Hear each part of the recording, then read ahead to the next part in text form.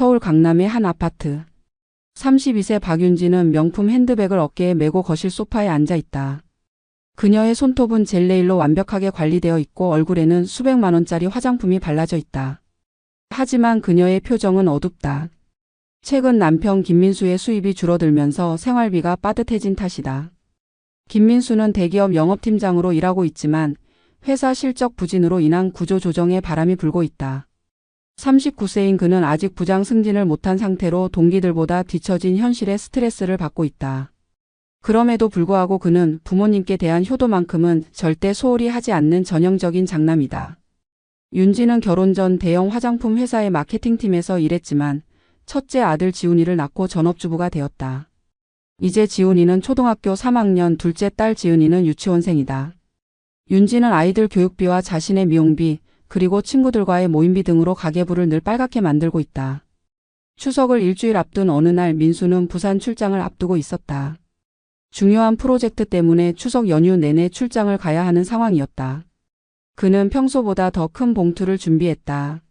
어머니께 드릴 용돈 200만 원이 들어있는 봉투였다. 이는 그의 월급의 거의 3분의 1에 해당하는 큰 금액이었다. 민수는 윤지에게 봉투를 건네며 신신당부한다. 어머니께서 얼마나 고생하며 자신을 키워주셨는지, 그리고 이번 추석에는 친척들도 많이 모일 예정이니 꼭 전달해 달라고 말한다. 윤지는 겉으로는 알겠다고 대답하지만 속으로는 다른 생각을 하고 있다. 200만 원. 이 돈이면 밀린 카드값도 정리할 수 있고 지은이 영어 학원비도 낼 수 있고 무엇보다 자신이 그토록 갖고 싶었던 명품 가방도 살 수 있다. 윤지의 머릿속에는 이미 계산이 끝나 있다. 어차피 시어머니는 돈의 정확한 액수를 모를 테고 민수도 출장 중이라 확인할 방법이 없다. 민수가 출장을 떠난 후 윤지는 봉투를 들고 오랫동안 망설인다. 하지만 결국 탐욕이 양심을 이긴다. 그녀는 봉투를 뜯어 안에 돈을 확인한 후 절반인 100만 원만 남겨두고 나머지는 자신의 통장으로 옮긴다. 그리고 새 봉투에 100만 원을 넣어 마치 원래 그 금액이었던 것처럼 포장한다.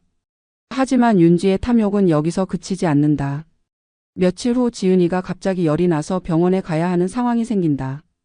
급한 마음에 윤지는 또다시 봉투를 열어 50만 원을 더 빼낸다.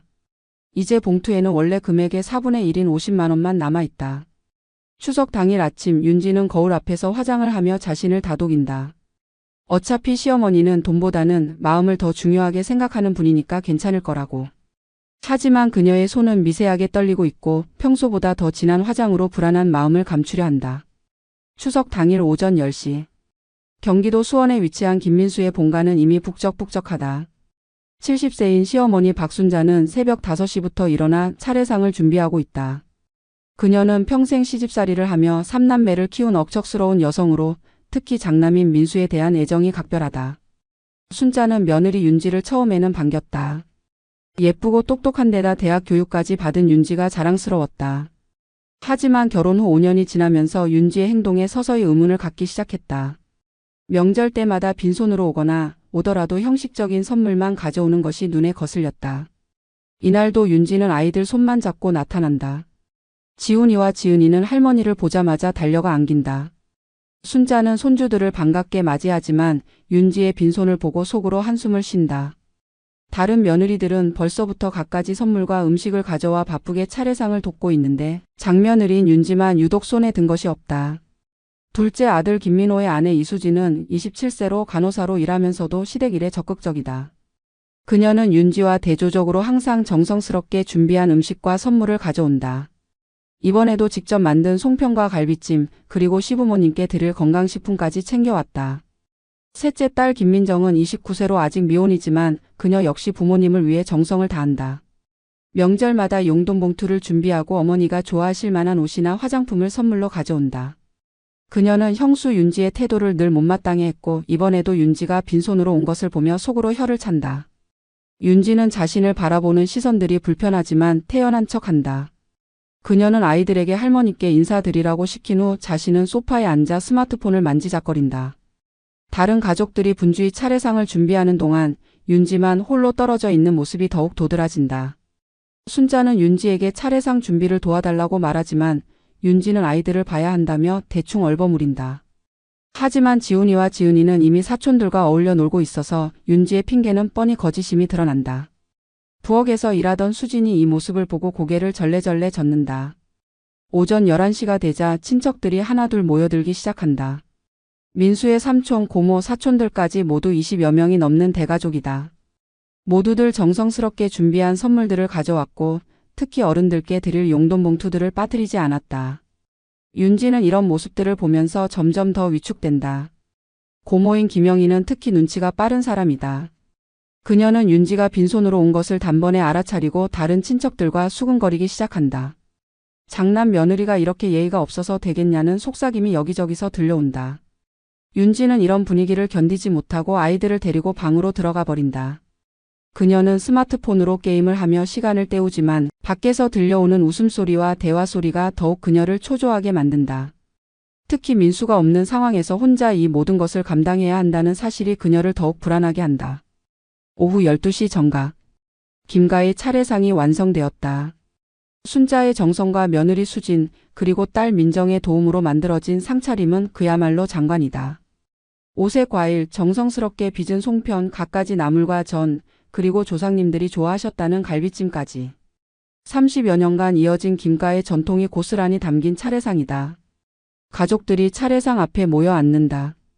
맨 앞줄에는 순자와 시아버지인 김철수가 앉고 그 뒤로 남자들, 여자들, 아이들 순으로 자리를 잡는다. 윤지는 장며느리로서 앞자리에 앉아야 하지만 왠지 모르게 뒷줄로 물러선다. 마치 자신이 이 자리에 어울리지 않는다는 것을 본능적으로 아는 듯하다. 차례를 지내는 동안 윤지는 계속해서 불안해한다.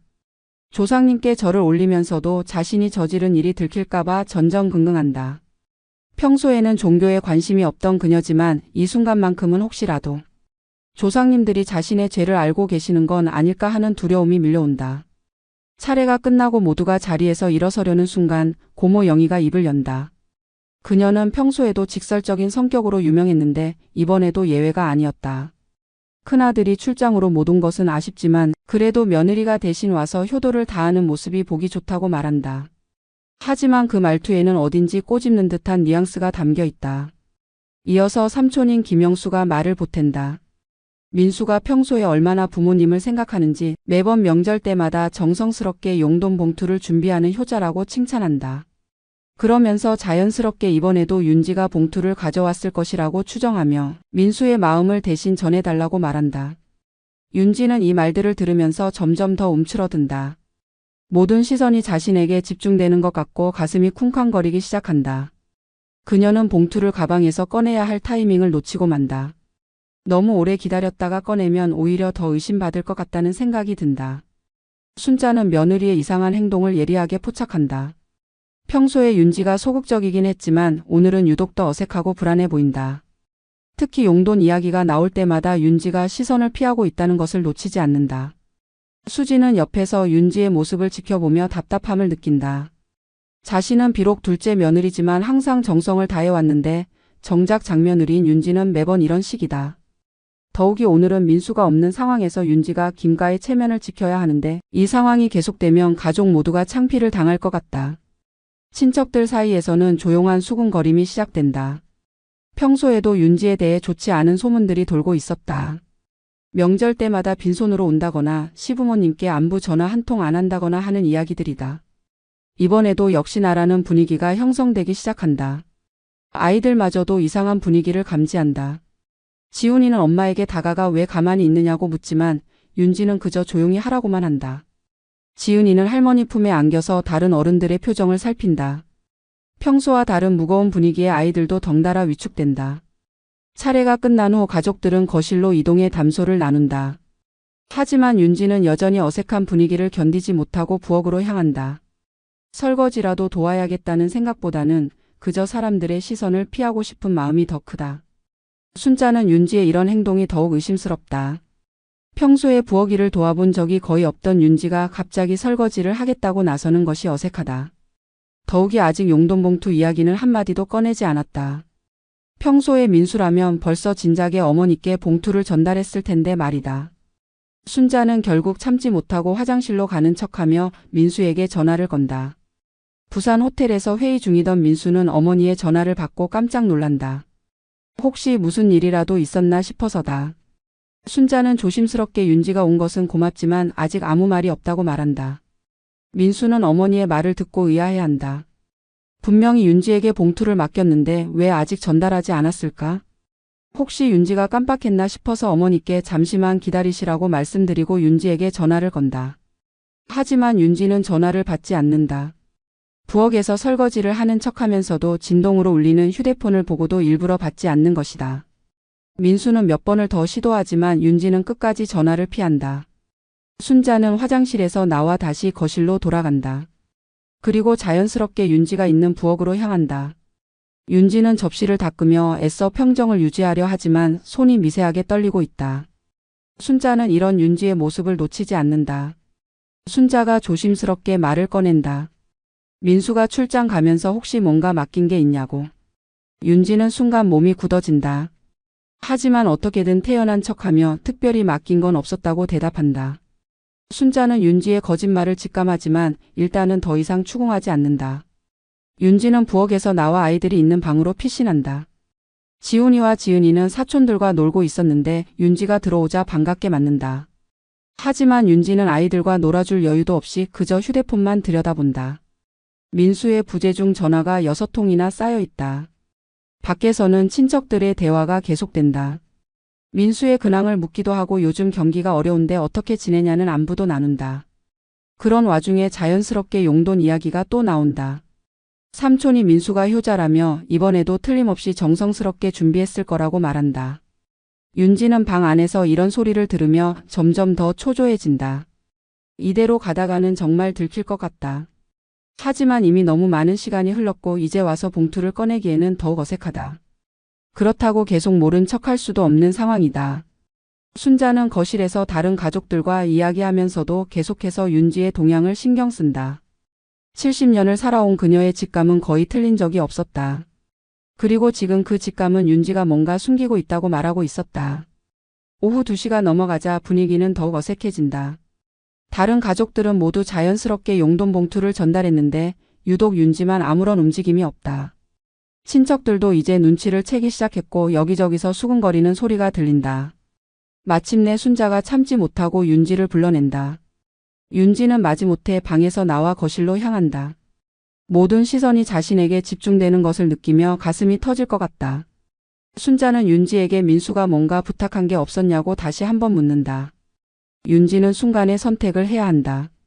정말로 봉투를 받은 적이 없다고 거짓말을 계속할 것인가, 아니면 차에 두고 왔다고 둘러댈 것인가. 그녀는 후자를 선택한다. 아, 맞다면서 무릎을 치며 차에 봉투를 두고 왔다고 말한다. 금방 가져오겠다고 하면서 서둘러 밖으로 나간다. 순자와 친척들은 윤지의 말을 듣고 안도한다. 역시 민수가 챙겼을 거라고 단지 며느리가 깜빡했을 뿐이라고 말한다. 하지만 순자의 마음속 깊은 곳에서는 여전히 의심의 불씨가 꺼지지 않는다. 윤지의 표정과 행동이 뭔가 부자연스러웠기 때문이다. 윤지는 주차장으로 내려가 차 안에 앉는다. 하지만 그녀에게는 가져올 봉투가 없다. 이미 집에서 대부분의 돈을 빼내고 남은 50만 원마저도 집에 그대로 두고 온 상태다. 그녀는 차 안에서 10분 정도 시간을 끌면서 어떻게 할지 고민한다. 결국 윤지는 빈손으로 돌아올 수밖에 없다. 그녀는 얼굴에 억지 미소를 짓고 집 안으로 들어선다. 그리고 모든 사람들이 자신을 바라보는 가운데 차 안을 뒤져봤는데 봉투가 보이지 않는다고 말한다. 어디에 뒀는지 기억이 나지 않는다며 한참 동안 찾아봤지만 없었다고 둘러댄다. 친척들의 표정이 미묘하게 바뀐다. 처음에는 그럴 수도 있다는 반응이었지만 이제는 의심의 눈초리로 윤지를 바라본다. 특히 고모 영희는 직설적으로 말한다. 어떻게 그렇게 중요한 것을 잃어버릴 수 있냐고. 민수가 얼마나 정성스럽게 준비했을 텐데 말이다. 윤지는 이런 비난을 받으며 점점 더 위축된다. 하지만 이미 거짓말을 시작한 이상 계속 밀고 나갈 수밖에 없다. 그녀는 자신도 미안하다며 집에 가서 다시 찾아보겠다고 말한다. 하지만 그 말조차 설득력이 없어 보인다. 순자는 윤지의 두 번째 거짓말을 듣고 확신한다. 분명히 윤지가 뭔가 숨기고 있다는 것을. 평소에 윤지가 얼마나 꼼꼼한지 아는 순자로서는 그런 중요한 봉투를 잃어버릴 리가 없다고 생각한다. 더욱이 찾아봤는데 없다는 말도 이상하다. 수지는 옆에서 이 모든 상황을 지켜보며 분노한다. 자신은 간호사 일을 하면서도 시댁에 정성을 다하는데 정작 장며느리인 윤지는 이런 식이다. 더욱이 오늘은 민수가 없어서 윤지가 김가의 체면을 지켜야 하는 상황인데 이렇게 되니 온 가족이 창피를 당하게 생겼다. 친척들 사이에서는 본격적인 수군거림이 시작된다. 어떻게 며느리가 이럴 수 있냐는 비판부터 평소에도 윤지에 대한 불만이 많았다는 이야기까지. 윤지는 이런 시선들을 받으며 견디기 힘들어한다. 하지만 이미 엎질러진 물이다. 윤지의 거짓말 이후 집안 분위기는 완전히 달라진다. 처음에는 단순한 실수로 여겼던 친척들도 이제는 의심의 눈초리를 보낸다. 특히 평소에 윤지를 못마땅하게 여겼던 고모 영희는 노골적으로 불만을 드러낸다. 영희는 다른 친척들에게 평소 윤지에 대한 불만을 털어놓기 시작한다. 결혼 초기부터 지금까지 윤지가 보여준 수많은 문제 행동들을 하나씩 거론한다. 명절 때마다 빈손으로 오는 것, 시부모님께 안부 전화 한 통 없는 것, 심지어는 시아버지 생신날에도 나타나지 않았던 일까지 모든 것이 다시 수면 위로 떠오른다. 삼촌 영수도 이제는 윤지를 의심스러운 눈으로 바라본다. 그는 조카 민수를 어렸을 때부터 지켜봐왔고 그가 얼마나 부모님께 효성스러운지 누구보다 잘 안다. 그런 민수가 추석에 용돈을 안 챙겼을 리 없다는 것이 영수의 생각이다. 더욱이 윤지의 행동과 말이 일관성이 없어 보인다. 사촌들도 속삭이기 시작한다.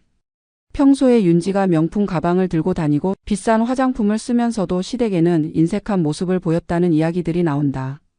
그런데 정작 중요한 순간에 용돈 봉투를 잃어버렸다는 것이 너무 자기적으로 느껴진다는 것이다. 윤지는 이런 수군거림을 들으며 점점 더 궁지에 몰린다. 그녀는 화장실로 피하려 하지만 그마저도 도망치는 것처럼 보일까봐 망설인다. 결국 그녀는 자리에 그대로 앉아서 스마트폰을 만지작거리며 시간을 때운다. 순자는 며느리의 이런 모습을 보며 확신을 굳힌다. 윤지가 분명히 뭔가 숨기고 있다는 것을. 70년을 살아온 경험으로 볼 때 이런 행동은 거짓말을 하는 사람의 전형적인 모습이다.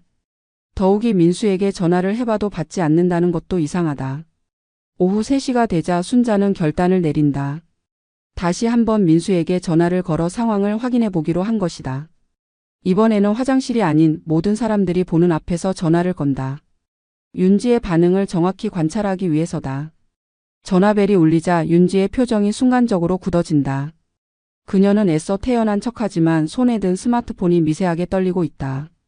다른 가족들도 모두 순자의 전화통화에 귀를 기울인다.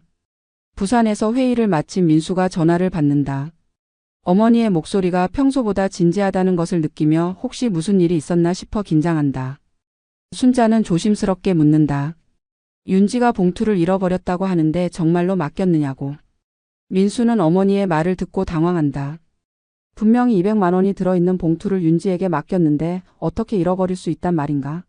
그는 즉시 윤지와 통화하겠다고 말하지만 윤지는 여전히 전화를 받지 않는다. 순자는 민수로부터 확답을 듣고 이제 윤지의 거짓말이 확실해졌다고 판단한다. 민수가 분명히 200만 원을 맡겼다고 했는데 윤지는 처음에는 받은 적이 없다고 했다가 나중에는 잃어버렸다고 말을 바꿨다. 이는 명백한 거짓말이다. 친척들도 순자의 전화통화를 들으며 상황을 파악한다. 이제 윤지에 대한 의심은 확신으로 바뀐다. 고모 영희는 참지 못하고 윤지에게 직접 묻는다. 민수가 분명히 맡겼다고 하는데 도대체 어떻게 된 일이냐고. 윤지는 이제 완전히 궁지에 몰렸다. 모든 사람들의 시선이 자신에게 집중되고 더 이상 피할 곳도 없다. 그녀는 얼굴이 새하얗게 질리며 입술이 바들바들 떨린다. 하지만 이미 거짓말을 시작한 이상 계속 밀고 나갈 수밖에 없다고 생각한다. 윤지가 계속해서 거짓말을 이어가려 하자 그동안 참고 있던 가족들의 분노가 폭발하기 시작한다. 가장 먼저 입을 연 것은 둘째 며느리 수진이었다.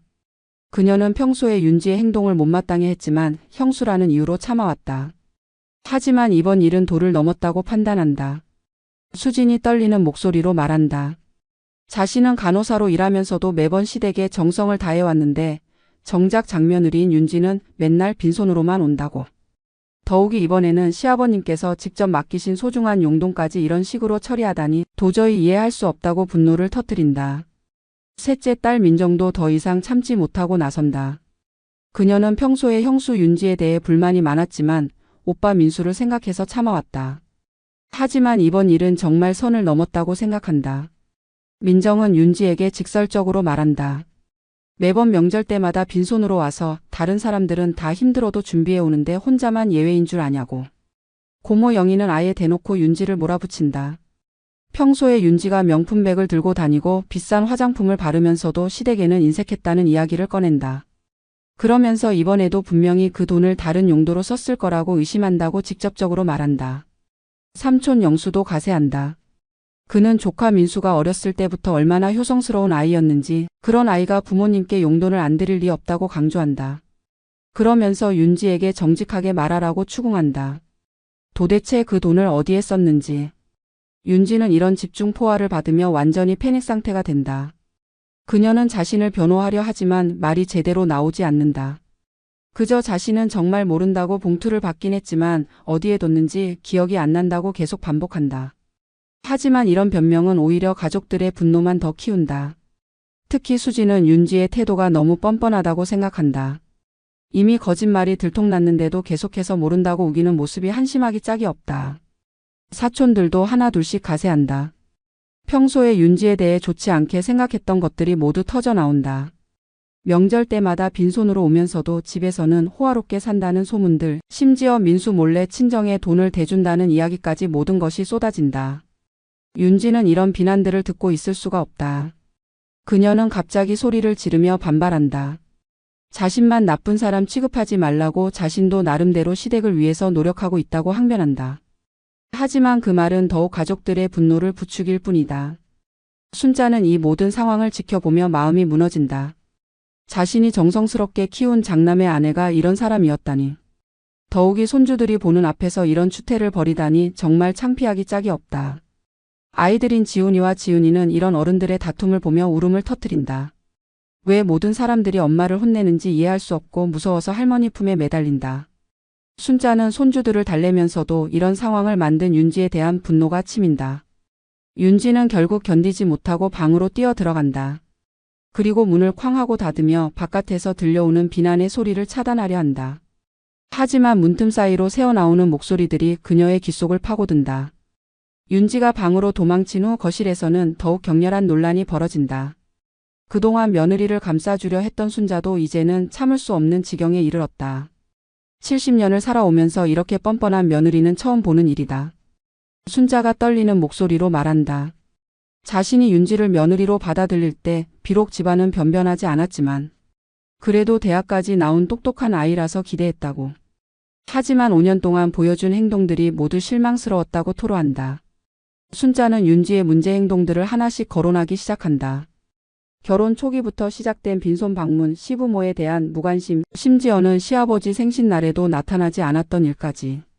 그리고 무엇보다도 이번에 민수가 정성스럽게 준비한 효도비를 이런 식으로 처리한 것이 가장 용서할 수 없다고 분노한다. 영희 고모는 여기에 맞장구를 친다. 평소에 윤지가 얼마나 허영심이 강한지 명품백과 비싼 화장품에는 돈을 아끼지 않으면서 정작 시댁에는 인색했다는 이야기를 늘어놓는다. 그러면서 이번에도 분명히 그 돈을 자신의 사치를 위해 썼을 거라고 단언한다. 수지는 더욱 구체적으로 윤지를 비판한다. 자신은 간호사로 일하면서도 매번 정성스럽게 준비해 오는데 윤지는 전업주부면서도 항상 빈손이라고 지적한다. 더욱이 남편이 출장으로 못 오는 상황에서는 더더욱 정성을 다해야 하는데 오히려 이런 사고를 쳤다고 분노한다. 민정도 평소에 쌓인 불만을 터뜨린다. 형수라는 이유로 그동안 참아왔지만 이번 일은 정말 선을 넘었다고 생각한다. 특히 손주들이 보는 앞에서 이런 거짓말을 일삼는 것이 교육적으로도 좋지 않다고 비판한다. 순자는 결국 결론을 내린다. 윤지가 정말로 그 돈을 빼돌렸다면 이는 단순한 실수가 아니라 고의적인 배신이라고. 더욱이 조상님께 차례를 지내는 신성한 날에 이런 일을 벌였다는 것이 용서할 수 없다고 분노한다. 방 안에서 이런 소리를 듣고 있던 윤지는 점점 더 절망적인 기분이 든다. 이미 거짓말이 들통났고 온 가족이 자신을 적으로 돌렸다.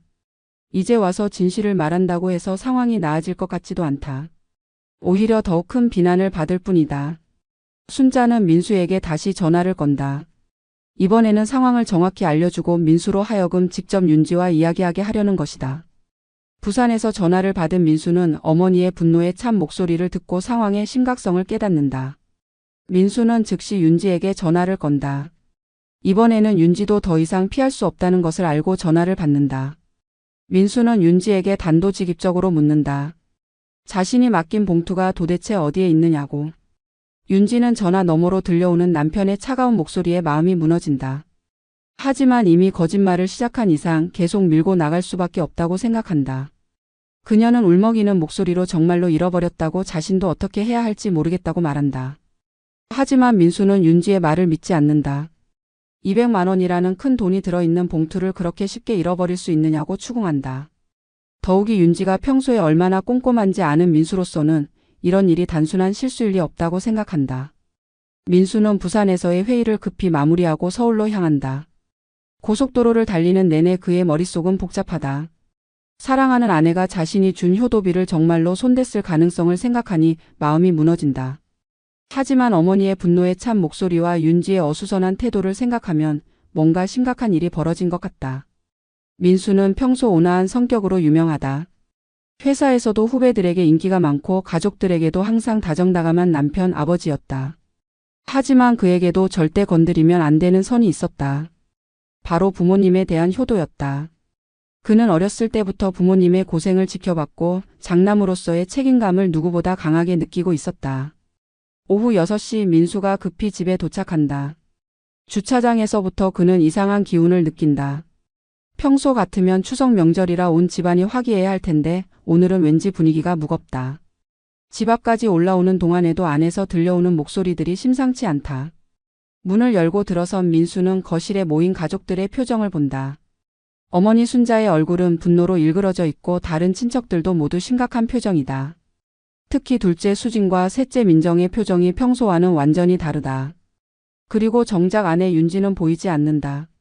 순자는 아들 민수를 보자마자 울먹이며 다가온다. 그리고 오늘 벌어진 일들을 자세히 설명한다. 윤지가 처음에는 봉투를 받은 적이 없다고 했다가 나중에는 잃어버렸다고 말을 바꿨다는 것. 그리고 민수가 분명히 200만 원을 맡겼다고 확인해줬는데도 윤지는 계속 거짓말을 하고 있다는 것. 민수는 어머니의 말을 들으며 점점 화가 치민다. 설마 윤지가 정말로 그 돈에 손댔을까 하는 의심과 함께 만약 정말 그렇다면 이는 용서할 수 없는 일이라는 생각이 든다. 그는 즉시 윤지가 있는 방으로 향한다. 방문을 열고 들어간 민수는 침대에 엎드려 울고 있는 윤지를 본다. 아이들인 지훈이와 지은이도 옆에서 엄마를 달래고 있다. 민수는 아이들에게 잠시 나가 있으라고 하고 윤지와 단둘이 남는다. 민수가 차가운 목소리로 묻는다. 자신이 맡긴 봉투가 정말로 어디에 있느냐고. 윤지는 남편의 이런 차가운 태도를 처음 본다. 평소에 자상하고 다정했던 남편이 이렇게 무서운 표정을 짓는 것을 본 적이 없다. 윤지는 울먹이며 대답한다. 정말로 잃어버렸다고 자신도 어떻게 된 일인지 모르겠다고. 하지만 민수는 윤지의 말을 믿지 않는다. 그는 더욱 강하게 추궁한다.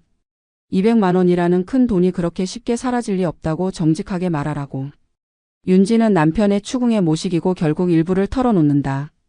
생활비가 부족해서 잠시 빌려 쓴 것뿐이라고 곧 다시 갚으려고 했다고 변명한다. 하지만 이 말을 들은 민수는 더욱 분노한다. 부모님께 드릴 효도비를 생활비로 썼다는 것이 말이 되느냐고. 민수는 윤지에게 정확히 얼마를 썼는지 묻는다. 윤지는 망설이다가 50만 원 정도라고 거짓말한다. 하지만 민수는 윤지의 표정을 보고 더 많은 액수라는 것을 직감한다. 그는 윤지에게 통장을 보여달라고 요구한다. 결국 윤지는 모든 것을 털어놓을 수밖에 없다. 150만 원을 자신의 용도로 썼다는 것을, 그리고 카드 빚을 갚고 아이들 학원비를 냈다는 것을. 민수는 이 말을 듣고 완전히 분노한다. 200만 원 중에서 150만 원을 빼갔다는 것은 거의 대부분을 가로챈 것과 다름없다. 민수는 윤지에게 소리친다. 도대체 무슨 생각으로 이런 일을 저질렀느냐고, 부모님께 어떤 얼굴로 보이겠느냐고. 윤지는 남편의 이런 모습을 보고 더욱 위축된다. 하지만 이미 벌어진 일이고 되돌릴 수도 없다. 민수는 윤지에게 당장 그 돈을 마련하라고 명령한다. 하지만 윤지에게는 그럴 능력이 없다. 이미 다른 용도로 써버린 돈을 어떻게 갑자기 마련할 수 있겠는가. 윤지는 울면서 시간을 달라고 애원하지만 민수는 들어주지 않는다. 민수는 윤지가 150만 원을 어디에 썼는지 더 자세히 추궁한다. 카드빚과 아이들 학원비라고 했지만 그것만으로는 설명이 안 된다는 것이 민수의 생각이다. 더욱이 최근 들어 윤지의 지출 패턴이 이상했다는 것을 민수도 어느 정도 눈치채고 있었다. 윤지는 처음에는 다른 변명을 하려 했지만 민수의 강한 추궁에 결국 진실을 털어놓는다. 그녀는 그 돈의 일부를 친정 어머니에게 보냈다고 고백한다. 친정 아버지가 사업에 실패해서 빚이 많이 생겼고 어머니가 도움을 요청해서 어쩔 수 없었다는 것이다. 민수는 이 말을 듣고 경악한다. 자신의 부모님께 드릴 효도비를 윤지의 친정에 보냈다는 것이 말이 되느냐고 분노한다. 더욱이 그런 중요한 일을 자신과 상의도 없이 독단적으로 결정했다는 것이 더욱 화가 난다. 민수는 윤지에게 정확히 얼마를 친정에 보냈는지 묻는다. 윤지는 망설이다가 80만 원이라고 대답한다. 민수는 이 말을 듣고 더욱 분노한다. 자신의 부모님께는 고작 50만 원만 드리고 친정에는 80만 원을 보냈다는 것이다. 이는 명백한 친정 편애이자 시댁에 대한 무시다. 민수는 윤지에게 소리친다. 결혼을 했으면 시댁이 우선이어야 하는 것 아니냐고, 더욱이 부모님께 드릴 효도비를 친정에 보내다니 말이 되느냐고. 윤지는 친정 아버지의 상황이 너무 급박했다고 변명하지만 민수는 들어주지 않는다. 민수는 즉시 거실로 나가서 어머니께 상황을 보고한다. 순자는 며느리가 효도비를 친정에 보냈다는 말을 듣고 완전히 분노한다. 평소에도 윤지가 친정을 더 챙긴다는 소문을 들었는데 정말로 그랬던 것이다. 순자는 떨리는 목소리로 말한다. 자신이 평생 고생해서 키운 아들이 벌어온 돈을 며느리가 친정에 가져다 준다는 것이 말이 되느냐고.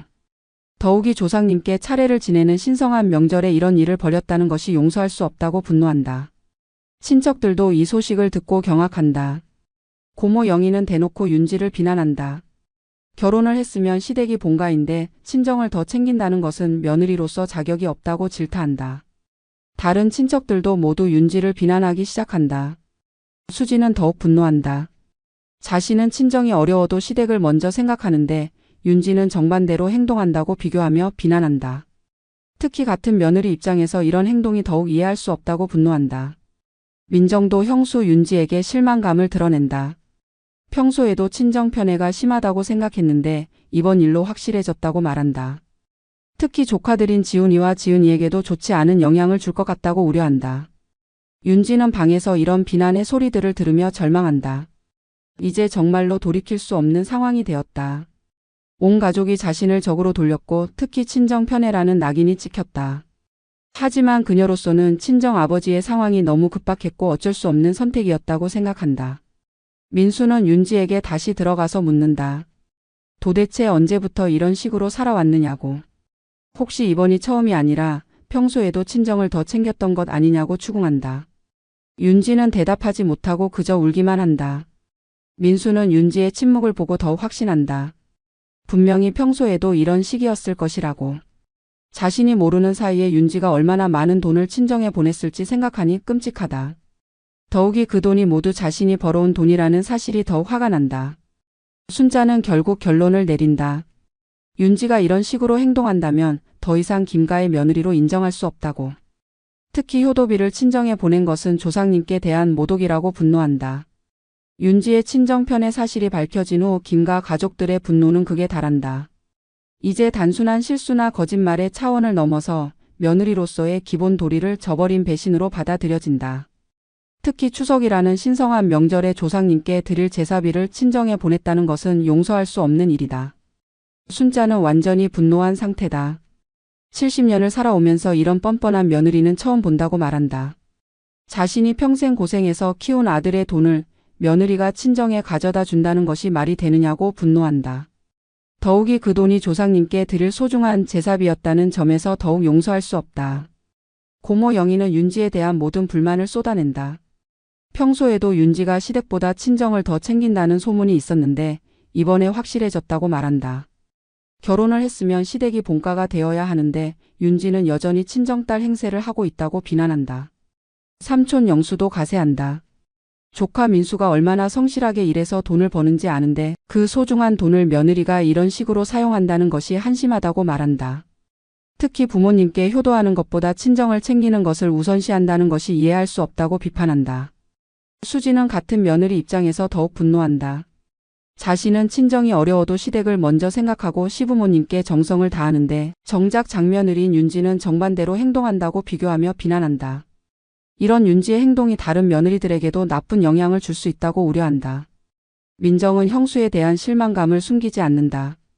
평소에도 윤지가 명절 때마다 빈손으로 오면서 친정에는 선물을 많이 가져간다는 소문을 들었다고 말한다.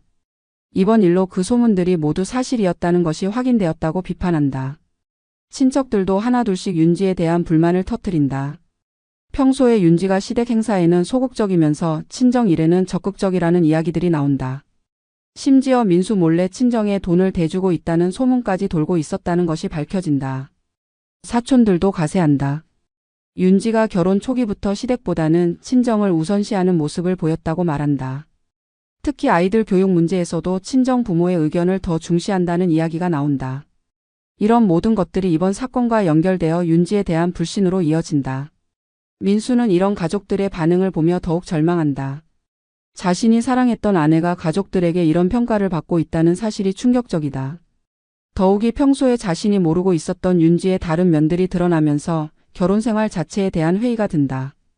윤지는 방 안에서 이런 비난들을 들으며 완전히 무너진다. 이제 김가에서 자신의 입지는 완전히 사라졌다.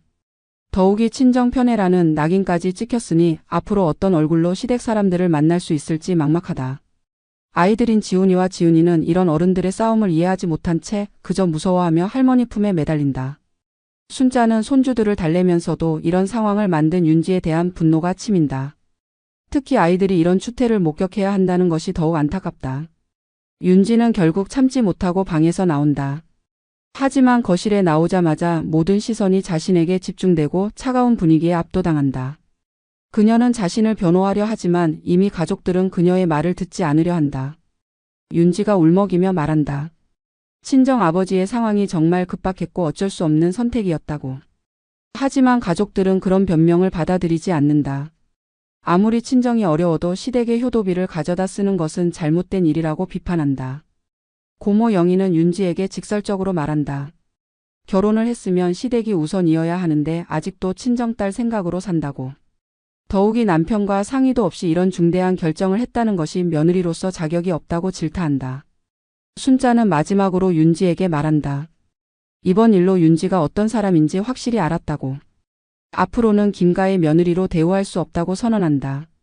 윤지는 이 말을 듣고 완전히 절망한다. 어른들의 격렬한 다툼 속에서 가장 큰 피해자는 바로 아이들이다. 지훈이와 지은이는 왜 모든 어른들이 엄마를 혼내는지 이해할 수 없다. 평소에 자상했던 할머니와 고모, 작은 엄마까지 모두 엄마에게 화를 내는 모습을 보며 아이들은 극도로 불안해한다. 9살인 지훈이는 어느 정도 상황을 파악한다. 아빠가 할머니께 드리라고 한 돈을 엄마가 다른 곳에 썼다는 것, 그리고 그것 때문에 모든 사람들이 화가 났다는 것을. 하지만 왜 엄마가 그런 일을 했는지는 이해할 수 없다. 평소에 엄마는 자신에게 거짓말을 하면 안 된다고 가르쳤는데 정작 엄마가 거짓말을 했다는 사실이 충격적이다. 6살인 지은이는 상황을 정확히 이해하지는 못하지만 분위기가 좋지 않다는 것은 안다. 평소에 자신을 예뻐해 주던 할머니가 무서운 얼굴로 엄마를 혼내는 모습을 보며 무서워한다. 지은이는 할머니 품에 매달리며 울먹인다. 순자는 손주들의 이런 모습을 보며 마음이 아프다. 평소에 지훈이와 지은이를 너무나 사랑하는데 이 아이들이 이런 추태를 목격해야 한다는 것이 안타깝다. 더욱이 아이들에게는 엄마인 윤지가 나쁜 사람이 되어버린 상황이 마음 아프다. 지훈이가 할머니에게 묻는다. 엄마가 뭘 잘못했는지, 왜 모든 사람들이 엄마를 혼내는지. 순자는 아이에게 어떻게 설명해야 할지 막막하다. 엄마가 거짓말을 했고 할아버지 할머니께 드릴 돈을 다른 곳에 썼다고 말하기에는 너무 복잡하고 무겁다. 지은이는 더욱 단순하게 묻는다. 엄마가 나쁜 사람이냐고, 자신도 엄마처럼 나쁜 사람이 되는 거냐고. 이런 질문을 받은 순자는 눈물이 난다. 손주들에게는 아무 죄가 없는데 이런 상황에 휘말리게 되었다. 민정은 조카들을 달래려 한다. 어른들이 이야기하는 동안 아이들은 방에서 놀고 있으라고 말하지만 아이들은 불안해서 어른들 곁을 떠나지 않으려 한다. 특히 지훈이는 엄마를 보호해야 한다는 생각에 윤지 곁에 붙어 있으려 한다. 윤지는 아이들이 이런 상황을 목격하는 것이 가장 괴롭다. 자신의 잘못으로 인해 아이들이 상처받는 모습을 보니 더욱 후회된다. 그녀는 아이들을 데리고 방으로 들어가려 하지만 가족들의 추궁은 계속된다. 수지는 윤지에게 말한다. 아이들 앞에서라도 정직하게 잘못을 인정하라고. 이런 모습을 보이면 아이들에게도 좋지 않은 영향을 준다고 비판한다. 특히 거짓말하는 것을 당연하게 생각할 수 있다고 우려한다. 고모 영희는 더욱 직설적이다. 아이들이 커서 엄마의 이런 모습을 기억한다면 얼마나 부끄러울지 생각해보라고 말한다. 특히 할머니께 거짓말하고 할아버지께 드릴 돈을 훔친 엄마로 기억될 것이라고 날카롭게 지적한다. 지훈이는 어른들의 이런 말들을 듣고 더욱 혼란스러워한다. 평소에 존경했던 엄마가 정말로 그런 나쁜 일을 했단 말인가? 9살 아이에게는 너무 복잡하고 이해하기 어려운 상황이다. 윤지는 아이들을 보호하려고 애쓰지만 이미 상황은 걷잡을 수 없이 악화된 상태다. 그녀는 아이들에게 미안하다고 말하지만 아이들은 왜 엄마가 미안해하는지 정확히 이해하지 못한다. 민수는 아이들의 모습을 보며 더욱 화가 난다. 자신의 아이들이 이런 상황에 노출되어야 한다는 것이 분노스럽다. 더욱이 아내의 잘못으로 인해 아이들까지 상처받게 된 상황이 용서할 수 없다. 순자는 결국 아이들을 다른 방으로 데리고 간다. 더 이상 이런 추태를 아이들에게 보여줄 수는 없다고 판단한 것이다. 하지만 아이들은 엄마 걱정에 쉽게 떨어지지 않으려 한다. 윤지는 아이들이 자신 때문에 상처받는 모습을 보며 더욱 절망한다. 자신의 탐욕과 거짓말이 결국 가장 소중한 아이들에게까지 피해를 주게 되었다. 이제 정말로 돌이킬 수 없는 상황이 되었다는 것을 깨닫는다. 모든 것이 들통나고 가족들의 분노가 극에 달한 상황에서 윤지는 마지막 변명을 시도한다. 그녀는 방에서 나와 거실에 모인 가족들 앞에 선다. 얼굴은 눈물로 범벅이 되었고 목소리는 떨리지만 그녀는 자신의 억울함을 호소하려 한다. 윤지가 떨리는 목소리로 말한다. 자신만 나쁜 사람 취급하지 말라고 자신도 나름대로 이 집을 위해서 희생하고 노력해왔다고 항변한다. 5년 동안 시댁을 위해서 얼마나 많은 것을 참아왔는지 그리고 전업주부로서 얼마나 힘든 생활을 해왔는지 호소한다. 윤지는 계속해서 자신의 입장을 변호한다. 친정 아버지의 사업 실패로 인해 가족이 거리로 내몰릴 뻔한 상황이었다고 말한다. 그런 급박한 상황에서 어쩔 수 없이 그 돈을 사용했다고 결코 나쁜 마음으로 한 일이 아니라고 변명한다. 하지만 가족들은 윤지의 변명을 받아들이지 않는다. 순자가 차가운 목소리로 대답한다. 아무리 친정이 어려워도 시댁의 효도비를 몰래 가져다 쓰는 것은 도둑질이라고. 더욱이 거짓말까지 일삼았다는 것은 용서할 수 없다고 분노한다. 고모 영희는 더욱 신랄하게 비판한다. 윤지가 평소에 얼마나 허영심이 강했는지 명품에는 돈을 아끼지 않으면서 시댁에는 인색했다고 지적한다. 그러면서 이번에도 분명히 자신의 사치를 위해서도 돈을 썼을 거라고 의심한다. 윤지는 이런 비난을 받으며 더욱 흥분한다. 자신이 명품을 사는 것도 체면 때문이라고 다른 사람들 앞에서 초라해 보이지 않기 위해서라고 항변한다. 특히 시댁 행사에서 다른 며느리들과 비교당하지 않기 위해서였다고 변명한다. 수지는 이런 윤지의 말을 듣고 더욱 분노한다. 자신은 간호사로 일하면서도 허영을 부리지 않고 검소하게 산다고 윤지의 행동이 이해할 수 없다고 비판한다. 더욱이 체면을 생각한다면 시댁에 더 정성을 다해야 하는 것 아니냐고 반박한다. 민정도 형수의 변명에 실망감을 드러낸다. 5년 동안 시댁을 위해 희생했다고 하지만 정작 보여준 행동들은 모두 반대였다고 지적한다. 명절마다 빈손으로 오고 시부모님께 안부 전화도 하지 않았다고 비판한다. 윤지는 이런 비난들을 듣고 더욱 절망적인 기분이 든다. 하지만 그녀는 마지막으로 한 가지를 호소한다. 시댁에서는 항상 며느리에게만 희생을 요구한다고 자신도 사람이고 자신의 가족도 있다고 항변한다. 윤지가 울먹이며 말한다. 왜 며느리는 친정을 챙기면 안 되냐고 시댁만 중요하고 친정은 버려야 하냐고 반문한다. 자신도 딸이고 친정 부모님도 자신에게는 소중한 가족이라고 호소한다. 하지만 이런 윤지의 말은 오히려 가족들의 분노만 더 키운다. 순자가 분노하며 대답한다. 결혼을 했으면 시댁이 우선이어야 하는 것이 당연하다고 그것도 모르면서 어떻게 며느리 노릇을 하겠느냐고 질타한다. 민수도 더 이상 참지 못한다. 아내의 이런 변명을 들으며 결혼 생활에 대한 회의가 든다. 그는 윤지에게 소리친다. 친정을 챙기는 것과 시댁의 효도비를 훔치는 것은 차원이 다른 문제라고 더 이상 변명하지 말라고. 윤지는 남편마저 자신을 외면하는 모습을 보며 완전히 무너진다. 이제 정말로 아무도 자신 편이 없다는 것을 깨닫는다. 그녀는 마지막으로 울부짖으며 말한다.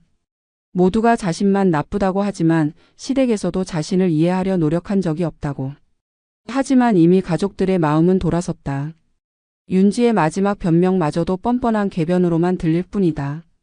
더 이상 그녀의 말을 들어줄 사람은 아무도 없다. 모든 변명과 항변이 끝난 후 순자는 마침내 최종 결정을 내린다. 70년을 살아온 그녀의 인생에서 이런 며느리는 처음이다. 단순한 실수나 성격 차이를 넘어서 이는 가족에 대한 배신이자 조상에 대한 모독이다. 순자가 떨리는 목소리로 일어선다. 온 가족이 그녀의 말에 귀를 기울인다. 그녀는 윤지를 바라보며 차가운 목소리로 말한다. 이번 일로 윤지가 어떤 사람인지 확실히 알았다고 더 이상 김가의 며느리로 대접할 수 없다고 선언한다. 순자는 윤지의 행동들을 하나씩 정리한다. 첫째, 남편이 맡긴 효도비를 몰래 빼돌린 것. 둘째, 그것도 모자라 친정의 대부분을 보낸 것. 셋째, 들킬 뻔하자 거짓말로 일관한 것. 넷째, 마지막까지 뻔뻔하게 변명한 것. 이 모든 것이 며느리로서 절대 해서는 안 될 행동들이라고 단죄한다. 순자는 특히 조상님 앞에서 차례를 지낸 바로 그날에 이런 일이 벌어졌다는 점을 강조한다. 추석은 조상님께 감사드리고 가족의 화목을 다지는 신성한 날인데 윤지의 행동은 이 모든 것을 더럽혔다고 분노한다. 고모 영희가 순자의 말에 동조한다. 윤지의 행동은 단순히 돈 문제가 아니라 도덕적 문제라고 지적한다. 결혼을 했으면 시댁이 우선이어야 하는데 윤지는 여전히 친정딸로만 살고 있다고 비판한다. 이런 며느리와는 더 이상 한 가족으로 지낼 수 없다고 단언한다. 삼촌 영수도 순자의 결정을 지지한다. 조카 민수가 얼마나 성실하고 효성스러운지 아는데 그런 아들의 돈을 며느리가 이런 식으로 사용한다는 것은 용서할 수 없다고 말한다. 특히 거짓말까지 일삼았다는 것은 신뢰의 기본을 깨트린 것이라고 지적한다. 수지는 같은 며느리 입장에서 더욱 분노한다. 자신은 친정이 어려워도 시댁을 우선시하는데 윤지의 행동은 모든 며느리들에게 수치라고 말한다. 이런 행동이 용인된다면 시댁과 며느리 관계의 기본 질서가 무너진다고 우려한다. 민정도 어머니의 결정에 동의한다. 평소에도 형수 윤지에 대해 불만이 많았는데 이번 일로 확실해졌다고 말한다. 특히 조카들인 지훈이와 지은이에게도 좋지 않은 영향을 줄 수 있다고 걱정한다. 순자는 계속해서 윤지를 향해 최종 통보를 한다. 오늘부로 김가의 명절 행사에는 윤지의 자리가 없다고 선언한다. 조상님 앞에서 거짓을 일삼고 효도비를 훔친 며느리는 더 이상 필요하지 않다고 단호하게 말한다. 윤지는 이런 시어머니의 선언을 듣고 완전히 절망한다. 이제 정말로 김가에서 쫓겨나는 것이다. 그녀는 울부짖으며 용서를 빈다. 다시는 이런 일을 하지 않겠다고 기회를 달라고 애원한다. 하지만 순자는 흔들리지 않는다. 이미 신뢰는 완전히 깨졌고 더 이상 윤지를 김가의 며느리로 받아들일 수 없다고 단언한다. 특히 아이들 앞에서까지 이런 거짓말을 일삼은 것은 교육적으로도 매우 나쁘다고 지적한다. 민수는 어머니의 결정을 듣고 복잡한 심경이다. 비록 아내의 행동이 잘못되었지만 그래도 아이들의 엄마이고 자신의 부인이다. 하지만 어머니의 분노와 가족들의 실망을 보면 윤지를 감싸기도 어려운 상황이다. 순자는 민수에게도 말한다. 아들이 아무리 아내를 사랑해도 이런 행동은 용서해서는 안 된다고. 만약 이번에 넘어간다면 앞으로도 계속해서 이런 일이 반복될 것이라고 경고한다. 친척들도 모두 순자의 결정을 지지한다. 윤지의 행동은 단순한 실수가 아니라 고의적인 배신이었다고 입을 모은다. 특히 거짓말을 일삼으면서까지 자신의 행동을 숨기려 한 것이 더욱 용서할 수 없다고 비판한다. 윤지는 마지막으로 아이들을 핑계 삼아 애원한다. 아이들 때문에라도 기회를 달라고 지훈이와 지은이는 죄가 없다고 호소한다. 하지만 순자는 오히려 그렇기 때문에 더욱 윤지를 용서할 수 없다고 말한다. 아이들에게 나쁜 본보기를 보인 것이 더 큰 잘못이라고 지적한다. 순자의 최종 심판은 단호하다.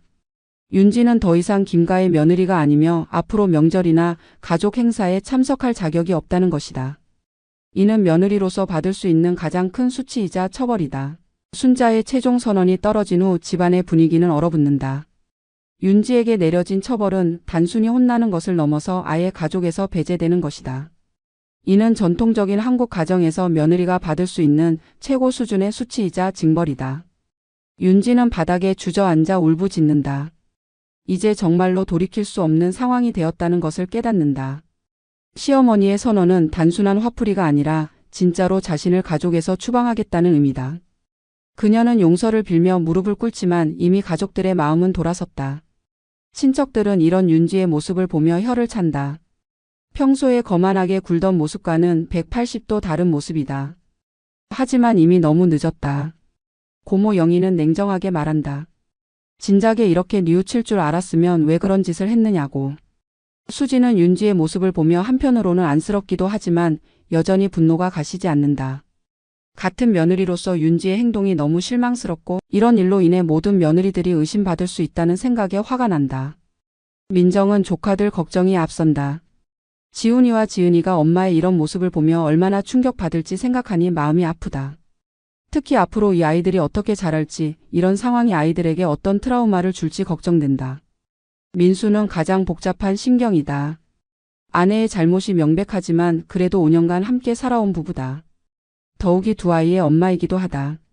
하지만 어머니와 가족들의 분노가 하늘을 찌르는 상황에서 윤지를 감쌀 수도 없는 처지다. 순자는 손주들을 부른다. 지훈이와 지은이에게 할머니와 함께 있으라고 말한다. 이제 윤지가 집을 떠나야 하는 상황에서 아이들을 어떻게 처리할지도 문제다. 하지만 순자는 손주들만큼은 보호하겠다는 의지를 보인다. 윤지는 아이들을 보며 더욱 절망한다. 자신의 잘못으로 인해 아이들까지 이런 상황에 휘말리게 되었다. 지훈이는 엄마의 모습을 보며 울기 시작하고 지은이는 상황을 이해하지 못한 채 그저 불안해한다. 순자가 단호하게 말한다. 윤지는 당장 이 집을 나가라고. 더 이상 김가에 있을 자격이 없다고 선언한다. 윤지는 이 말을 듣고 완전히 패닉 상태가 된다. 정말로 쫓겨나는 것인지 이것이 일시적인 처벌인지 확신할 수 없다. 윤지가 마지막으로 애원한다. 적어도 아이들만은 함께 데리고 가게 해달라고. 하지만 순자는 이것마저 거부한다. 이런 거짓말쟁이 엄마와 함께 있으면 아이들에게 나쁜 영향을 준다고 말한다. 민수는 이런 상황에서 고민에 빠진다. 아무리 아내가 잘못했어도 아이들과 분리시키는 것은 너무 가혹하다는 생각이 든다. 하지만 어머니의 분노를 생각하면 쉽게 말할 수도 없는 상황이다. 윤지는 결국 아이들을 데리고 가겠다고 고집한다. 아무리 자신이 잘못했어도 아이들의 엄마로서의 권리는 포기할 수 없다고 주장한다. 이에 대해 가족들 사이에서 격렬한 논쟁이 벌어진다. 순자는 손주들이 이런 엄마와 함께 있으면 제대로 교육받을 수 없다고 우려한다. 거짓말하고 도둑질하는 엄마를 보며 자란 아이들이 어떻게 될지 걱정된다고 말한다. 결국 민수가 나선다. 아무리 상황이 이렇게 되었어도 아이들은 엄마와 함께 있어야 한다고 말한다. 하지만 동시에 윤지에게 경고한다. 다시는 이런 일이 일어나서는 안 된다고. 만약 또 이런 일이 있으면 그때는 정말로 이혼까지 생각하겠다고. 윤지는 남편의 이런 말을 듣고 더욱 절망한다. 이제 결혼 생활 자체가 위험해졌다는 것을 깨닫는다. 하지만 어떻게든 아이들만은 데리고 가야 한다는 생각에 매달린다. 친척들은 이런 모습을 보며 혀를 찬다. 명절날에 이런 추태를 벌이다니 김가의 체면이 말이 아니다. 특히 다른 친척들까지 모인 자리에서 이런 일이 벌어진 것이 너무 창피하다. 마침내 윤지는 아이들의 손을 잡고 집을 나선다. 지훈이와 지은이는 울면서 할머니를 찾지만 윤지는 어쩔 수 없이 아이들을 데리고 나간다. 이는 추석 명절에 벌어진 최악의 상황이다. 집 밖으로 나온 윤지는 막막함을 느낀다. 당장 갈 곳도 없고 아이들도 울고 있다. 자신의 탐욕과 거짓말이 결국 이런 결과를 가져왔다는 것을 뼈저리게 깨닫는다. 하지만 이미 모든 것이 늦었다. 윤지가 아이들을 데리고 떠난 후 김가에는 무거운 침묵이 흐른다. 추석 명절에 벌어진 이 사건은 온 가족에게 큰 상처를 남겼다. 하지만 순자는 흔들리지 않는다. 잘못된 것은 바로 잡아야 하고 가족의 기강을 세우는 것이 더 중요하다고 생각한다. 순자는 남은 가족들을 모으고 말한다.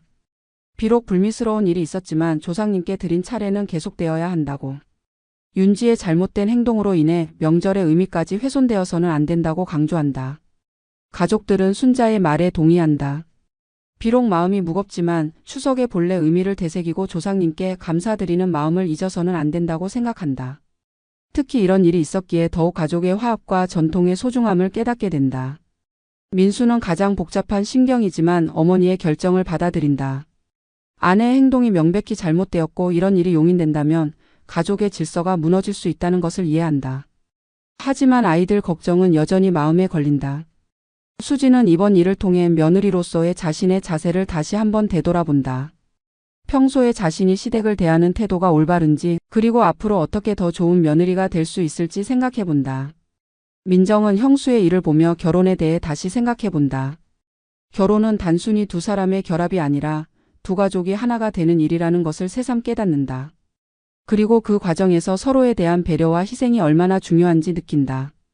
친척들도 이번 사건을 통해 많은 것을 배운다. 가족 간의 신뢰가 얼마나 소중한지, 그리고 그 신뢰가 한번 깨지면 회복하기 어렵다는 것을 뼈저리게 느낀다. 특히 명절의 의미와 전통의 중요성을 다시 한번 깨닫는다. 순자는 손주들이 없는 차례상을 보며 마음이 아프다. 하지만 이것이 옳은 선택이었다고 확신한다. 아이들에게 잘못된 것을 용인하는 모습을 보여줄 수는 없다. 비록 당장은 아프더라도 장기적으로는 아이들에게도 도움이 될 것이라고 믿는다. 오후 늦게 민수는 윤지에게 전화를 건다. 아이들은 괜찮은지 당장 갈 곳은 있는지 확인한다. 윤지는 친정에 가 있다고 대답하지만 목소리에는 절망감이 가득하다. 민수는 복잡한 심경으로 전화를 끊는다. 저녁이 되자 가족들은 차례상에 올렸던 음식으로 조촐한 식사를 한다. 평소보다는 조용하지만 그래도 가족들이 함께 모여 있다는 것에 감사한다. 순자는 이런 시간이 소중하다고 말하며 앞으로도 가족이 화목하게 지내자고 당부한다. 밤늦게 민수는 혼자 차례상 앞에 앉아 생각에 잠긴다. 오늘 벌어진 일들이 꿈만 같다. 아침에는 평범한 추석 명절이었는데 저녁에는 아내와 아이들이 집을 떠나는 상황이 되었다. 하지만 그는 어머니의 결정이 옳다고 생각한다. 순자도 잠들기 전에 차례상을 정리하며 마음을 다잡는다. 오늘의 차례상은 단순히 조상님께 드리는 제사가 아니라 가족의 정의와 질서를 바로 세우는 의미가 있었다고 생각한다. 비록 아픈 결정이었지만 옳은 일이었다고 확신한다. 다음 날부터 김가에는 새로운 질서가 시작된다. 윤지 없는 생활이 어색하기는 하지만 가족들은 서로를 더욱 소중히 여기게 된다. 특히 신뢰와 정직의 중요성을 다시 한번 깨닫고 서로에게 더욱 진실된 모습을 보여주려 노력한다. 이 사건은 김가 사람들에게 오랫동안 기억될 것이다. 단순히 불미스러운 사건으로가 아니라 가족의 소중함과 전통의 의미를 되새기게 해준 교훈으로 남을 것이다. 그리고 앞으로도 명절 때마다 이 일을 떠올리며 서로에 대한 배려와 존중의 마음을 다시 한번 새기게 될 것이다. 순자가 마지막으로 말한다. 추석은 조상님께 감사드리고 가족이 화목하게 지내는 날이라고. 탐욕이나 거짓으로 더럽혀져서는 안 되는 신성한 날이라고. 그리고 오늘의 차례상이 앞으로도 김가의 정의와 진실의 상징으로 남기를 바란다고. 이렇게 김가의 추석은 아픔과 교훈을 남긴 채 마무리되었다. 하지만 이 모든 일이 결국에는 가족을 더욱 단단하게 만드는 계기가 될 것이라는 희망을 품고 모든 사람들은 각자의 자리로 돌아간다.